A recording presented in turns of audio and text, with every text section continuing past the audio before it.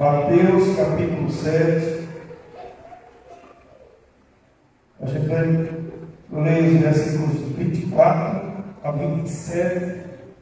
Você vai encontrar um título aí em grito: Os dois fundamentos. Os dois fundamentos.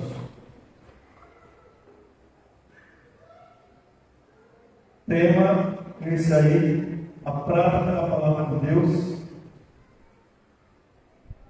Se está com os irmãos conseguirem ver aí, mas nós vamos pregar em cima dessa temática, a prática da palavra de Deus. Irmãos, antes de iniciarmos a leitura bíblica, como o irmão Rodrigo aqui, o presbítero Rodrigo falou, os irmãos, estou indo para João Pessoa amanhã, mas eu estou indo só, né? Minha família vai ficar aí em Valparaíso, Sibéria e as meninas.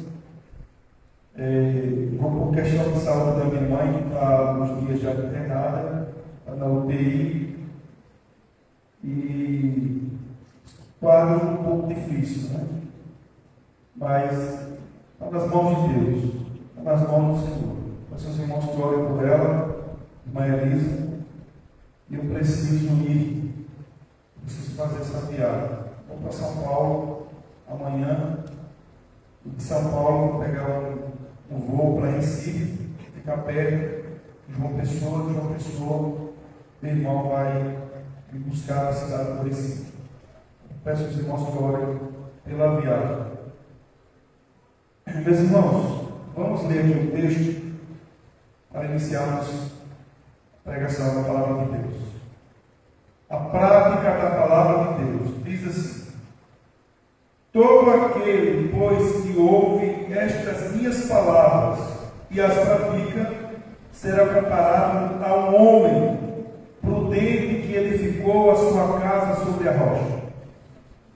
E caiu a chuva, transbordaram os rios, sopraram os ventos e deram com ímpeto contra aquela casa, que não caiu, porque fora edificada sobre a rocha. E todo aquele que ouve estas minhas palavras e não as pratica, será comparado a um homem insensato que edificou a sua casa sobre a areia. E caiu a chuva, transbordaram os rios, sopraram os ventos e deram com ímpeto contra aquela casa, e ela desabou, sendo grande a sua ruína. Os versos 28 e 29, fim do Sermão do Monte. Quando Jesus acabou de proferir estas palavras, estavam as multidões maravilhadas da sua doutrina, porque ele as ensinava como quem tem autoridade, e não como os escribas. Amém? Que Deus aplique a sua palavra nos nossos corações.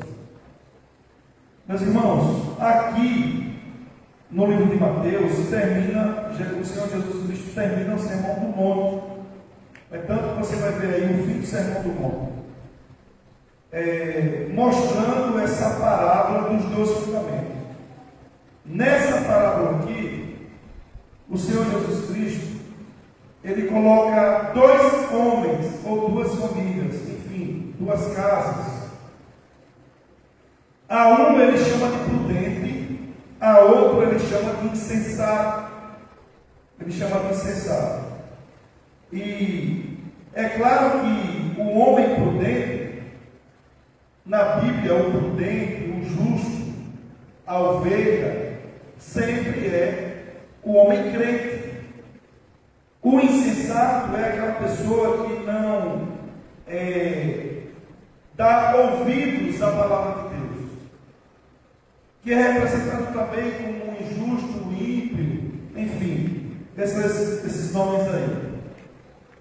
E o Senhor Jesus Cristo, ele diz o seguinte, ele deixa uma marca aqui, que inclusive nós estamos baseando a nossa mensagem, é que ele diz que aqueles, ou todo aquele, que ouve estas palavras e as pratica, ou seja, ouvir aquilo que ele ensinou, mas não só ouvir, praticar também, colocar em prática, porque nós podemos ouvir a palavra de colocar em prática. Se você escuta e você não coloca em prática, então você está sendo um ouvinte negligente, não um servo praticante. E aí ele diz o seguinte, que esse homem que escuta a palavra e a pratica é considerado um homem prudente, porque edificou a sua casa sobre a rocha. Perceba que no verso 24 e no versículo 25, ele diz que essa casa foi edificada, aquele que escuta a palavra e pratica, edificou a casa sobre a rocha. E a rocha é Jesus. Ele é a rocha. Ele é a palavra encarnada. Ele é o verbo de Deus. Então, o que ele está dizendo aqui, ele está ensinando, é exatamente, ele está mostrando que as famílias que estão fundamentadas nele são famílias firmes e fortes. E as que não estão fundamentadas nele, porque ele vai fazer a mesma narrativa e mostrar que a outra casa ela foi edificada sobre a areia, ou seja, não tem alicerce. Essa família, ela não tem segurança. E aí, queridos, ele diz o seguinte, ele diz que ele usa uma linguagem aqui que é uma linguagem da natureza. Ele diz que essa casa que foi edificada sobre a rocha, ela caiu a chuva, uma tempestade, transbordaram os rios e sopraram os ventos, que deram com muita força contra aquela casa, e ela não caiu porque foi edificada sobre a rocha, foi edificada em Cristo. Agora veja, aqui o modelo está para as duas pessoas, para aquele que é prudente e para o insensato. O que significa isso? Qual é o sentido das chuvas que caíram, dos rios que transbordaram, né? E dos ventos que sopraram? Isso são os problemas que todos nós enfrentamos. Todos nós enfrentamos. O que acontece com o crente, acontece com o descrente. Os mesmos problemas que o povo de Deus enfrenta, que nós que confiamos em Cristo nós enfrentamos, as pessoas que são ímpias, elas enfrentam problemas semelhantes. Problemas semelhantes. De enfermidades, de relacionamento, de problemas financeiros, problemas com os filhos, às vezes a rebeldia do filho. Qualquer tipo de problema, os problemas eles são muito facetados. Nós temos muitos problemas que nós enfrentamos, mas o diferencial aqui é aonde está alicerçada essa casa, aonde essa casa foi construída. Se essa casa estiver edificada em Cristo Jesus, se essa casa estiver fundamentada na pessoa de Cristo, essa casa ela não vai cair, ela vai ficar forte, firme, ela tem um bom alicerce, ela foi construída sobre a rocha. E aí pode vir os vendavais, pode vir os problemas, pode vir as setas espirituais do mal, pode vir as lutas, pode vir as investidas, que essa casa não vai cair, porque Cristo é o Senhor dessa casa. Ele é o dono, Ele é o centro, Ele é a coluna dessa casa, a coluna principal, a pedra angular é Ele, a pedra de esquina é Ele, e essa casa não cai. Pode vir os vendavais, as tempestades, os problemas, que essa casa continuará firme para a glória de Deus. Mas, meus irmãos, quando eu olho para esse sermão do monte, principalmente no final desse sermão, e esses dois fundamentos, o homem que edificou a sua casa sobre a rocha e o que edificou a sua casa sobre a areia, o Senhor Jesus Cristo diz assim: aquele que ouve as minhas palavras e pratica. E eu penso, cá comigo, né, que o Senhor Jesus Cristo tem ensinamento em toda a Bíblia. Mas no capítulo 5 desse livro de Mateus, a partir do momento que ele começou a pregar o Sermão do Monte, ou Sermão da Montanha, até esse término aqui que nós encontramos no capítulo 7, onde nós lemos, ele vem orientando, ele vem pregando, ele vem ensinando muita coisa. Ele vai falar de muita coisa. E eu penso que essas palavras que nós devemos praticar é aquilo que ele disse antes. Por isso que ele diz assim: aqueles que escutam as minhas palavras e as praticam, se você ouviu o que eu disse, e se você colocar em prática, então você será comparado a um homem que construiu a sua casa sobre a rocha. E ele falou muita coisa, meus irmãos. Do capítulo 5 ao capítulo 7, ele falou muita coisa, ele orientou muito, ele pregou, ele ensinou muitas coisas. E eu quero fazer alguns destaques que eu acredito que seja aquilo que ele disse assim: escutem e pratiquem, que aí você terá sua casa edificada sobre a rocha. Primeira coisa aqui que eu quero listar para vocês é exatamente a oração. Veja aí no capítulo de número 6, no versículo de número 5, o Senhor Jesus Cristo, ele começa a falar sobre oração. Porque a igreja, meus irmãos, deve orar. O povo de Deus deve orar, não só aqui na igreja, não. O povo de Deus deve orar em todo lugar. Vocês sabem que os muçulmanos, eles têm alguns horários, e quando dá aquele horário, eles se dirigem na direção de Meca e ficam fazendo ali suas preces. Em São Paulo, assim, ó. Dentro dos aeroportos, em determinados lugares, deu lá o horário deles, eles param e ficam fazendo lá as preces deles em direção à Meca. Não tem iluminação, não tem salvação. E nós, que somos o povo de Deus, vamos ou não vamos praticar aquilo que Jesus Cristo nos ensinou? Veja no capítulo 6, versículo 5, ele diz assim, ó: e quando orardes, não sereis como os hipócritas, porque gostam de orar em pé nas sinagogas e nos cantos das praças para serem vistos dos homens.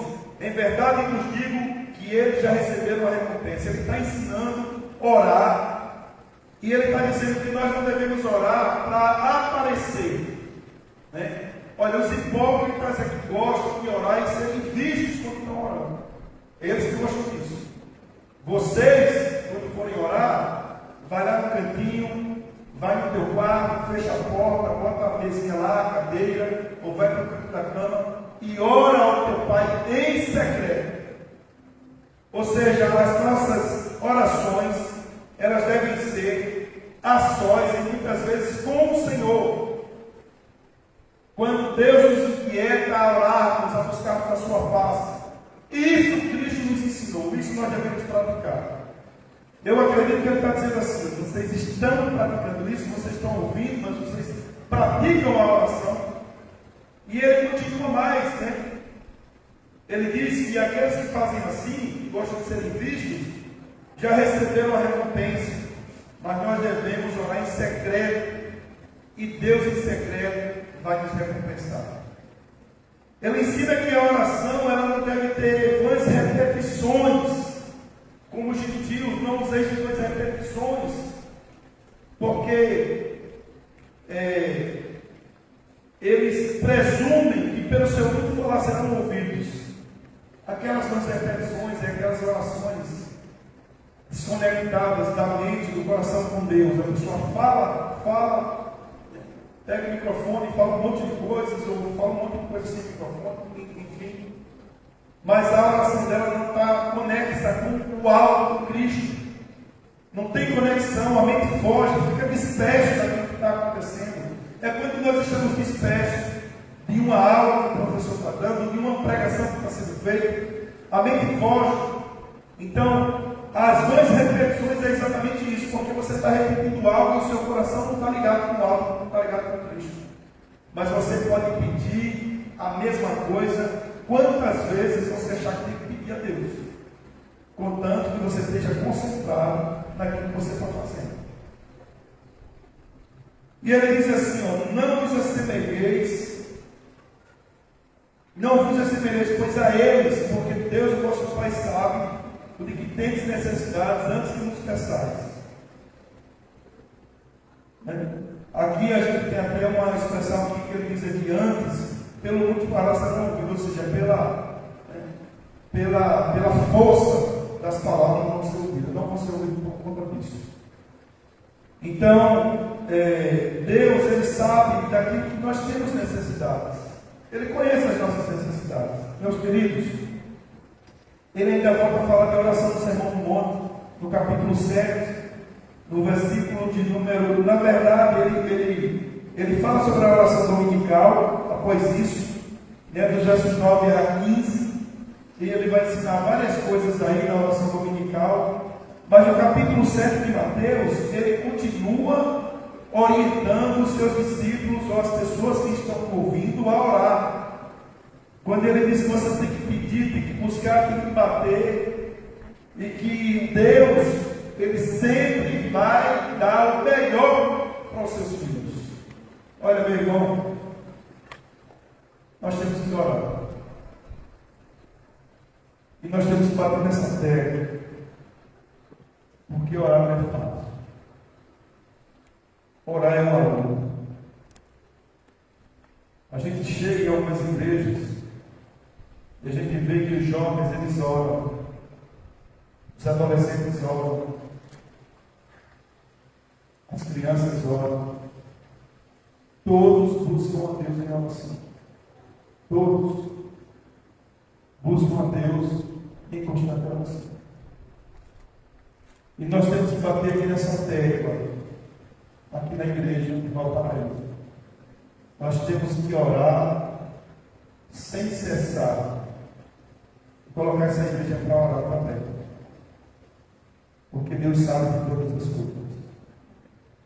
Então, o Senhor Jesus Cristo nos ensinou a orar. Mas eu vou falar sobre outra coisa, de tantas que Ele ensinou aqui no Sermão do Monte. Ele nos ensinou a amar. Capítulo 5, versículos 43 a 48. Ele nos ensinou a amar. Ele disse assim: ouvistes que foi dito, amarás o teu próximo e odiarás o teu inimigo. Eu, porém, vos digo, amai os vossos inimigos e orai pelos que vos perseguem, para que vos torneis filhos do vosso Pai Celeste, porque Ele faz descer o sol sobre os maus e bons, e vê chuva sobre os justos e injustos. Você vê que aqui tem uma condicional. Tem uma condição aqui. Que você tem que amar o seu inimigo e orar para aquele que lhe persegue. Para quê? Para que você se torne filho do vosso Pai Celeste. Ou seja, se eu não oro pelo meu inimigo, ou se eu não abençoo aquele que me persegue, então o texto está dizendo aqui que a condicional é que eu não sou filho de Deus. A Bíblia coloca alguns condicionais para a gente. Não posso ter um coração encharcado de mágoa, de dores e de ressentimento. Nem muito menos eu posso viver a minha vida a perseguir o meu próximo, porque aí eu estou longe do cristianismo. Posso estar fazendo qualquer coisa, menos servindo ao dono da igreja de Jesus Cristo. Aí ele diz aqui, queridos irmãos, porque se amardes os que vos amam, e recompensa tendes, não faz os publicanos também o mesmo. Olha que mensagem essa aqui: se saudades somente dos vossos irmãos, o que fazeis demais, não fazem os gentios também o mesmo? Sede, portanto,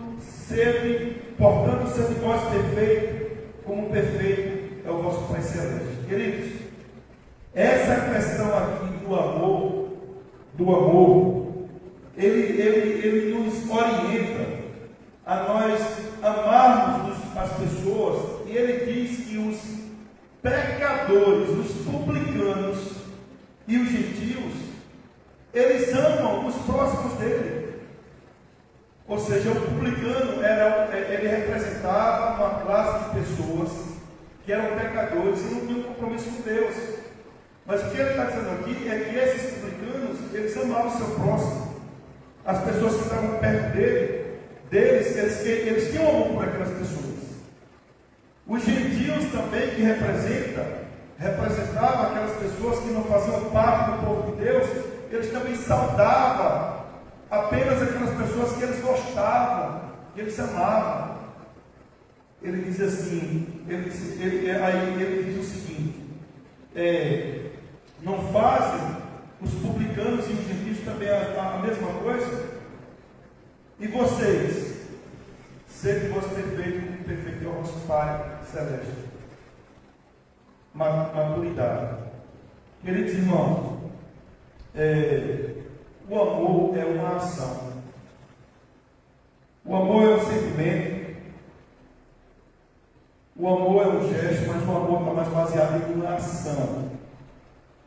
É uma atitude, um gesto, um olhar, um aperto de mão, um abraço. O amor é uma oração. Quando nós oramos para que Deus abençoe o nosso próximo.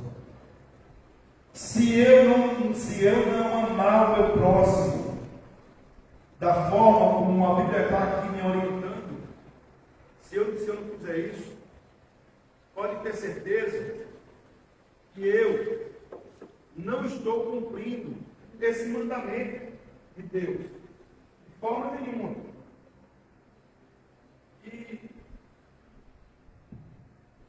E pode ter certeza, meus irmãos, eu não estou, posso até estar ouvindo a palavra, mas eu não estou praticando. A rocha, eu estou, a minha casa não está edificada sobre a rocha. Sabe, irmãos, o que caracteriza a igreja do nosso Senhor Jesus Cristo é o amor. Mas não é um amor por determinada pessoa. Eu amo a quem eu quero amar.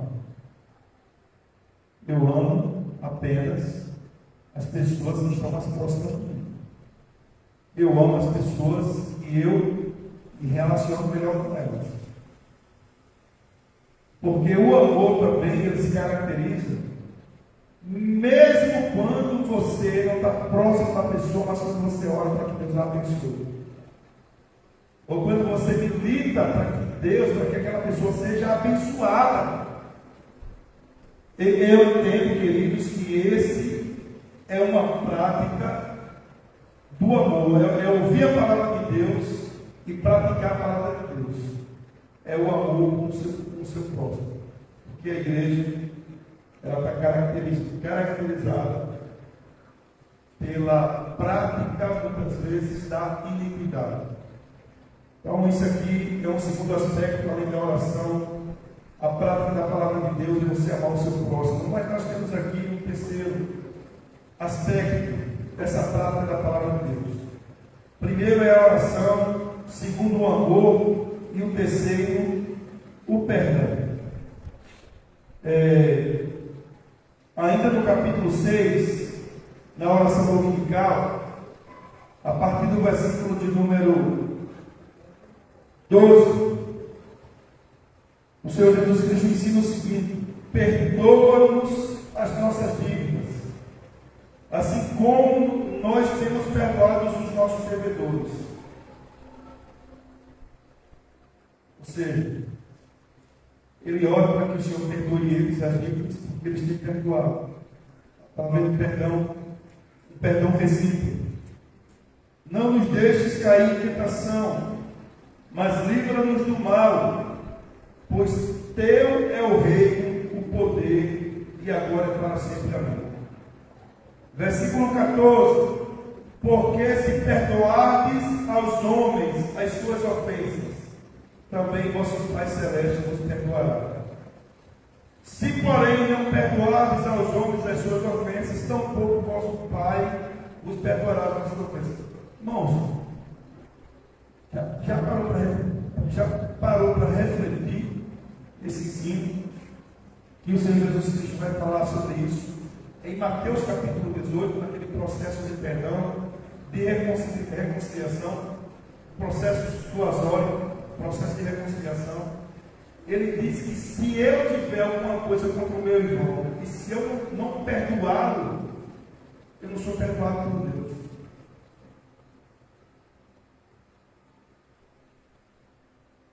Ou seja, quando eu me acerto com o meu irmão, perdoo o meu irmão, eu estou recebendo perdão de Deus.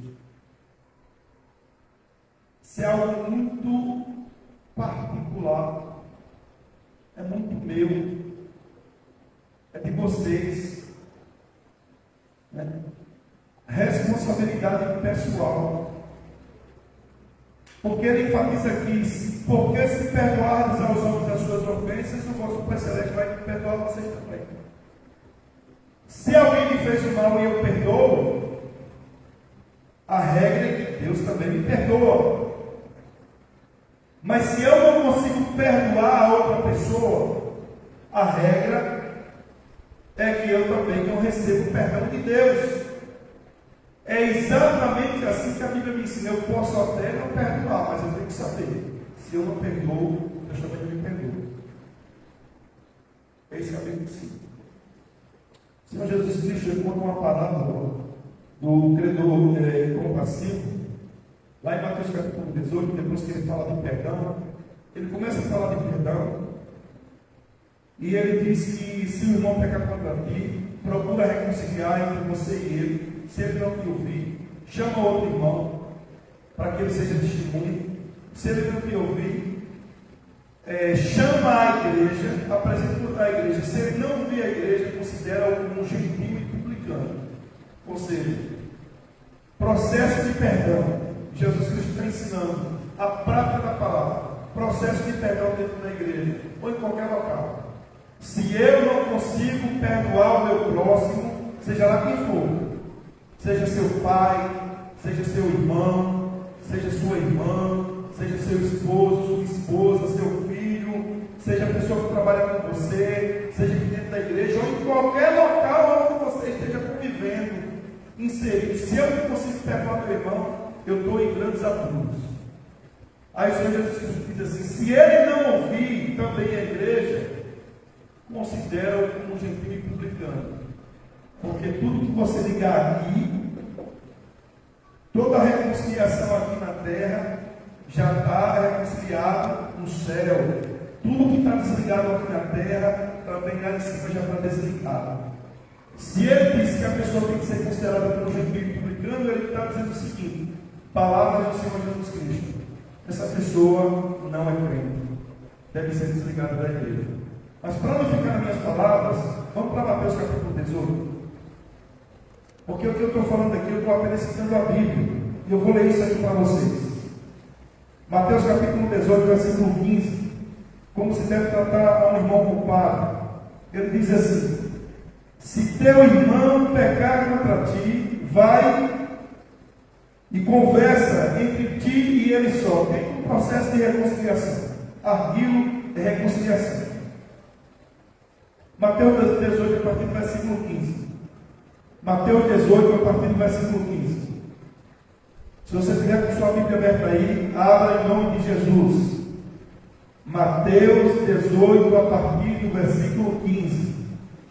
Se teu irmão pecar contra ti, vai arguí-lo entre ti e ele só. Se ele te ouvir, ganhaste teu irmão. Ou seja, primeiro processo. Se porém não te ouvir, toma ainda contigo uma ou duas pessoas, dois testemunhos, para que pelo depoimento de duas ou três testemunhas toda a palavra se estabeleça. Se ele não os atender, dizei-o à igreja, ou dize-o à igreja. E se recusar a ouvir também a igreja, considera-o como gentil e publicano. Em verdade vos digo que tudo o que ligados na terra terá sido ligado nos céus. Ou seja, se eu reconcilio aqui na terra, é porque já tem reconciliação no céu. Né? E ele diz mais: e tudo que desligados na terra terá sido desligado nos céus. O que está desligado aqui embaixo também já está desligado lá em cima. Está desligado lá nos céus. Em verdade também vos digo que se dois entre vós sobre a terra acordarem a respeito de qualquer coisa que porventura pedirem, será concedida por meu Pai que está nos céus. Ou seja, oração e reconciliação. Porque onde estiverem dois ou três reunidos em meu nome, ali estou no meio deles. Aí ele vai contar essa parábola: quantas vezes você deve perdoar seu irmão, quantas vezes preciso for, você tem que perdoar o irmão. E ele conta a parábola do credor incompassivo. E na parábola do credor incompassivo, ele diz que se você não consegue perdoar o seu próximo, ele diz que você vai ser lançado na prisão e ali haverá choro e ranger de dentes. Porque ele faz uma comparação de um homem que tinha uma dívida enorme e foi perdoado dessa dívida enorme que era impagável. O Senhor Jesus Cristo conta essa parábola. E ele disse que esse homem que foi perdoado dessa dívida enorme encontra um conservo que tem uma dívida dele pequenininha, né? Pequena. O Senhor Jesus Cristo, quando contou essa parábola, ele usa uma hipérbole, uma figura de linguagem que é um exagero. Né? A dívida que ele coloca aqui, que esse homem deve, ele não poderia dever esse dinheiro no primeiro século, porque ele teria que trabalhar, talvez, um salário da época, sei lá, 150 mil anos. Então, esse homem que foi perdoado de uma dívida tão grande, ele não quer perdoar uma dívida bem pequenininha, que seria no máximo 3 meses de trabalho. Aí ele disse: olha, considera ele também como gente publicano. Lança ele na prisão, ali haverá choro e ranger de dentes. Ou seja, queridos irmãos, nós que somos crentes, estamos obrigados a perdoar o nosso próximo, por Deus. Não temos alternativa. Eu não tenho alternativa. Se eu de fato tenho um compromisso com Deus, eu tenho que entrar em reconciliação com o meu irmão sem demora. Sem demora, porque eu não sei que hora pode vir o juiz. O juiz pode vir a qualquer momento. E se me pegar nessa situação, aí a coisa pode ficar muito difícil para mim. Queridos irmãos, entenderam? Porque o Senhor Jesus Cristo, ele falou sobre a questão da prática da palavra de Deus. E as pessoas que oram, as pessoas que amam, e as pessoas que perdoam, conseguem perdoar, elas não só estão ouvindo a palavra de Deus, elas estão praticando a palavra de Deus. Elas estão colocando na prática. E essas pessoas, quando fazem isso, quando nós fazemos isso, a igreja faz isso, nós estamos edificando a nossa casa sobre a rocha. Porque se eu não oro, se eu não tenho uma vida de oração, quando cair a chuva, quando os rios transbordarem, quando os ventos soprarem, o que é que vai acontecer comigo? Eu vou cair em desespero. Porque eu não oro. Não estou orando, não estou vigiando, não estou na prática da palavra de Deus, não estou alicerçado na rocha, minha casa não está firmada em Cristo Jesus. Se eu não amo o meu próximo, eu não estou alicerçado na rocha. Se eu não consigo perdoar as pessoas, o meu próximo, eu não estou alicerçado na rocha, então eu vou ser tomado de sentimentos estranhos, você invadido por sentimentos estranhos, porque eu não estou cheio da graça e da unção de Deus no meu coração, na minha vida. Pessoa quando não pratica esses ensinos de Jesus Cristo, tem tantos aqui, né? Tem tantos ensinos. A prática da justiça, por exemplo, que nós devemos ser a luz do mundo e o sol da terra.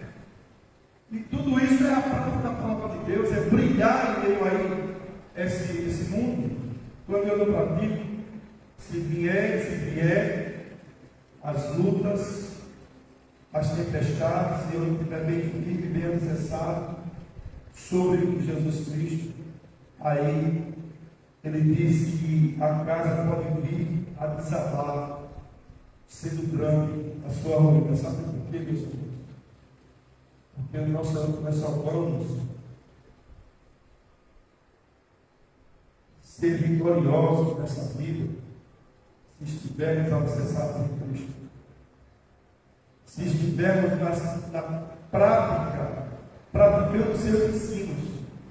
Você pode ouvir 1000 coisas, pode tomar conselho de 1000 pessoas, mas se você não tiver orientado pela palavra de Deus, você não será vitorioso quando vier os problemas, as lutas e as tempestades. Pode ter certeza disso. Então, meus queridos irmãos, nós devemos não apenas ser ouvintes negligentes, mas servos trabalhadores. Sermos considerados prudentes, colocando a palavra de Deus em prática, colocando Cristo como o Senhor da nossa vida, Senhor da nossa casa e Senhor de todas as áreas da nossa vida. Amém?